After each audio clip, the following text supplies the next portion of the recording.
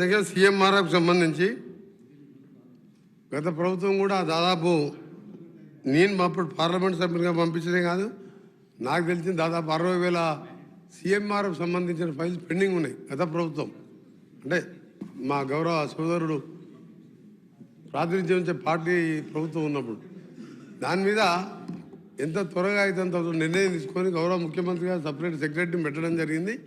అవన్నీ కూడా క్లియర్ చేయబోతున్నాం.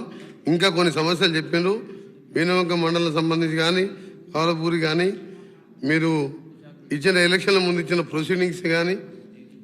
అధ్యక్ష ఒకటి జనరల్గా అందరికీ సంబంధించిన సభ్యులకు చెప్తున్నాం, ఎన్నికల ముందు ప్రగతి నివేదన సభలు పెట్టినప్పుడు గౌరవ సభ్యులు కేటీఆర్ గారు ఏ కాన్స్టిట్యూన్సీకి వెళ్ళినా దాదాపు 600-700 కోట్ల అడ్మినిస్ట్రేషన్ శాంక్షన్ ఇచ్చింది అధ్యక్ష. అందులో నా నల్గొండ అసెంబ్లీలో కూడా 850 కోట్ల అడ్మినిస్ట్రేషన్ శాంక్షన్ ఇచ్చాను.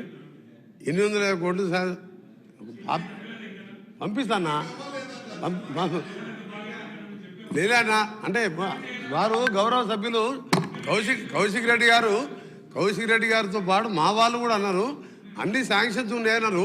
ఎన్నికల 1-2 నెలల ముందు ప్రగతి నివేదిక సభలో ఇచ్చిన అడ్మిషన్ శాంక్షన్ దాదాపు 1,00,000 కోట్ల పైన ఉంటాయి అధ్యక్ష.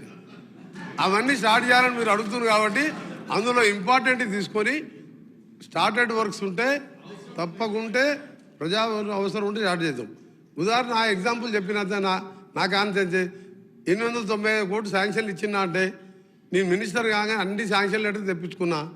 ఏ బడ్జెట్లోకి ఇచ్చినా అంటే ఏ బడ్జెట్ లేదు, అకౌంట్ లేదు, అడ్మిషన్ శాంక్షన్ ఉన్నాయి. ఇప్పుడు నేను ఏం చేయాలి? కేటీఆర్ గారు ఇచ్చిపోయినా నన్ను కట్టమంటున్నారు, నా దగ్గర డబ్బులు లేవు.